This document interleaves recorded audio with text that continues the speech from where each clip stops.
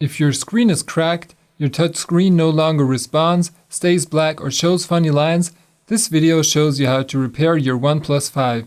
We recommend replacing the entire display unit consisting of the screen and the frame and not just the cover glass.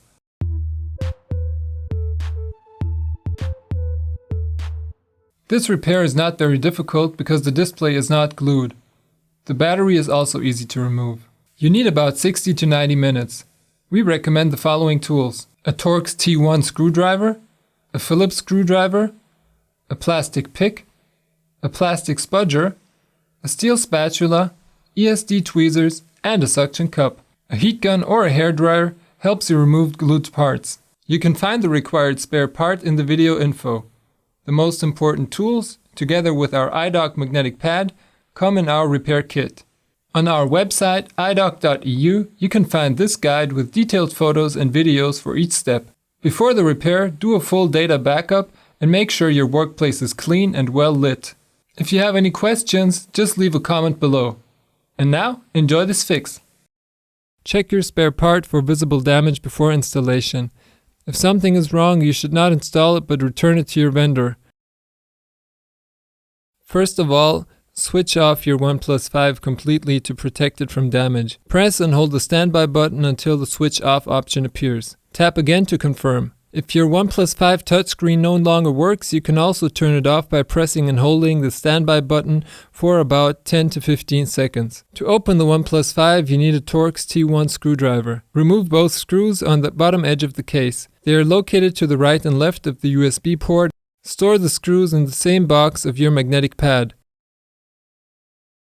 Remove the SIM card holder with a SIM tool or a paper clip. Push the tool into the small hole on the SIM tray and pull it out.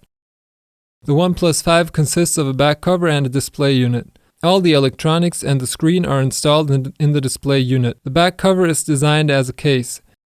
To lift off the back cover, you need a suction cup, a flat opening tool, and a pick. If the screen is badly cracked, cover it with a strip of packing tape so that the suction cup can stick. Attach the suction cup over the home button. Pull on the suction cup and then slide the opening tool between the display and the rear panel. If the opening tool is too soft, use a pick. When a small gap appears, insert the pick. You best use a hard pick with a stopper so that it doesn't slip too far into the device. Now run the pick around the whole frame. You can twist the pick a little to lever off the display. The device is not glued but clipped. Use the pick to release the clips one by one. Once all the clips are released, you can lift off the back cover. The tabs at the upper edge come out last. The rear case is still connected with a flex cable.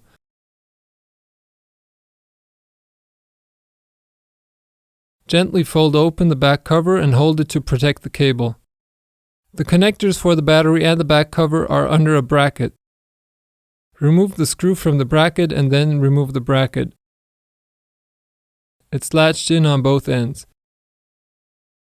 First, disconnect the battery to avoid short circuits. Use a plastic tool for this. Then disconnect the second connector. It connects the USB port to the main board. Remove the Phillips screws on the speaker unit. Then pry out the speaker with a flat tool. Now you can take it out of the device. First, disconnect all connectors from the main board. Unplug the antenna connector with a slight twist of the tweezers. Disconnect the connector of the large flex cable from the motherboard and the small coaxial plug of the Wi-Fi antenna next to the camera. Remove the Phillips screws from the main board. One of the screws has a moisture indicator sticker. You can remove the sticker and reuse it later or just throw it away. Unplug the flex cable running over the battery. The antenna cable is clipped onto the main board. Release the antenna cable from the bracket. Bend all cables to the side so that you can easily remove the main board. Now you can take the main board out of the device. Remove the two clear adhesive tabs on both sides of the battery. Now pull on the green tab until the battery comes out. Pull carefully so the tab does not tear. Be careful not to bend the battery. The battery is not stuck very hard. Should the glue still be hard to remove, you can heat the unit from the display side.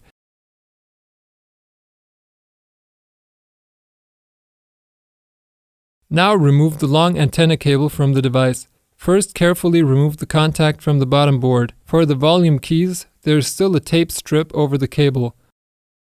Once you've removed that, you can pull the cable out from its holder.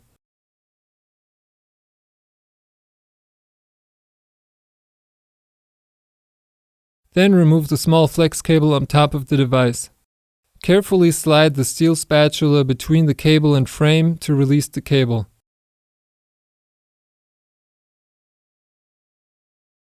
Then unplug the remaining connector from the subboard. Heat the subboard to release the glue. Use a flat tool to gradually release the subboard from the case. Be very careful, the cable is very sensitive.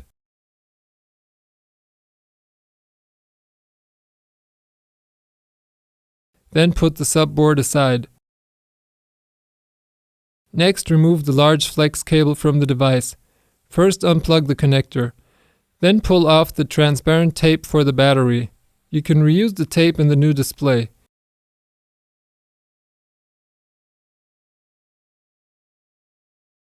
Heat the flex cable to release the adhesive. Then release the flex cables from the device using a steel spatula. Be careful not to damage the cable. Heat the cable several times to release the glue.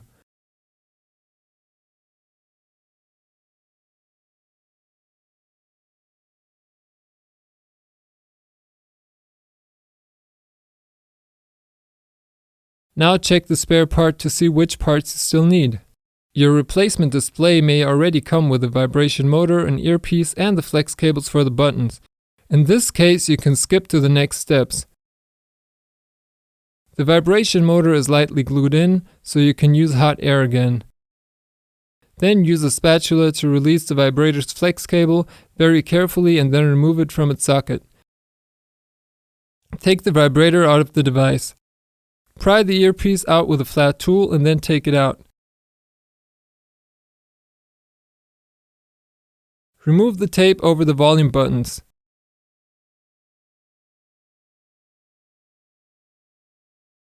Use the spatula to release the volume keys. The keys are slightly glued. Here you can use hot air again. Also use the spatula to release the glued flex cable and take the keys out of the device.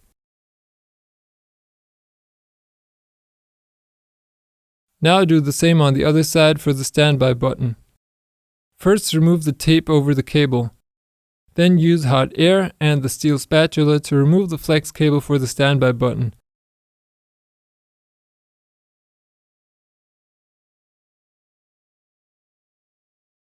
Check if you have to reuse any small parts, such as plastic bezels or spacers from the old display.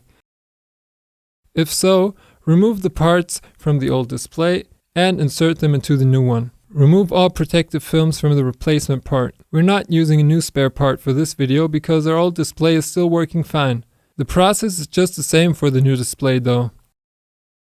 First, press in the flex cable for the standby button. Gently press it down to make it stick. Also, stick the contacts to the case. The small opening over the contacts helps you position them. Then put the tape over the button again.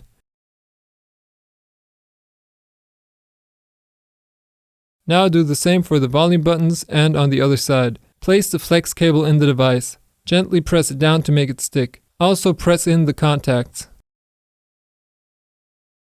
Then attach the tape back over the buttons. Put the earpiece in its hole and press it in to make it stick. The golden spring contacts must be facing down. Place the vibration motor in its opening and press it in. Then press the flex cable to the case. Attach it to the bottom first and then press it a bit so it sticks. The small opening above the connector helps you position it. Press it all over to make it stick. Put the adhesive foil for the battery over the flex cable and press it on. Plug in the connector of the flex cable with your finger. Be careful not to bend any of the sensitive pins. The connector should click into place. Insert the subboard into the device and press it on all over to make it stick. Then connect the plug. Put the small antenna flex cable back in its place and press it in to make it stick. Place the antenna cable in its guide. Then attach the black tape strip over the antenna cable. Place the plug over its socket and press it on. You should feel a slight snap. Put the battery in the device. Now insert the new battery. Make sure that there's some space on all sides and that no cables get stuck. Then press on all the adhesive tabs to make the battery stick. Now put the main board into the device. First bend away all the connectors so they don't get stuck under the board. Press it in and make sure the cameras are sitting properly.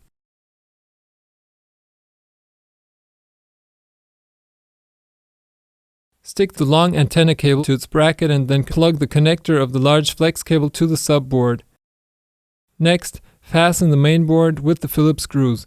The screw hole by the battery plug stays free for now. Plug the connector of the small antenna to the top of the main board. Then plug the connector of the flex cable to the main board. Position the plug of the antenna cable and gently press it on so that you feel a slight snap. Be careful not to slip with the connectors as the small pins may get damaged. You should feel the connectors engage with a light snap. Put the speaker in its place and fasten it. The screws are all the same length, so you can't swap them. Attach the rear case at the right angle and plug the USB port connector to the main board.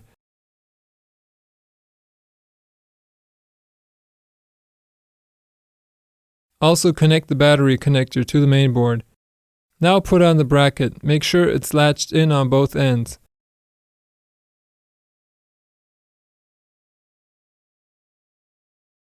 Fasten the screw of the bracket. Now attach the back cover to the display unit.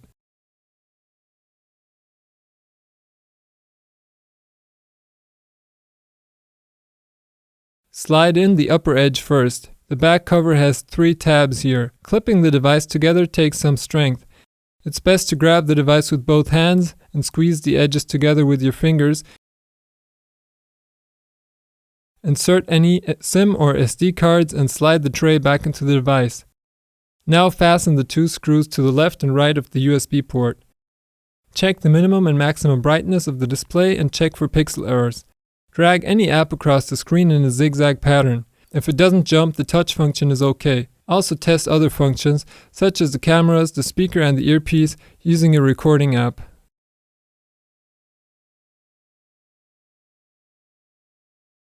That was our fix and I hope you enjoyed it. You can find tools and spare parts on our website. If you have any questions or suggestions, just leave them in the comment box. We are always happy to help you out. If you found this guide helpful, subscribe and give us a thumbs up. And if any of your friends broke their phone, tell them about iDoc. We have repair guides for all common models. See you next time.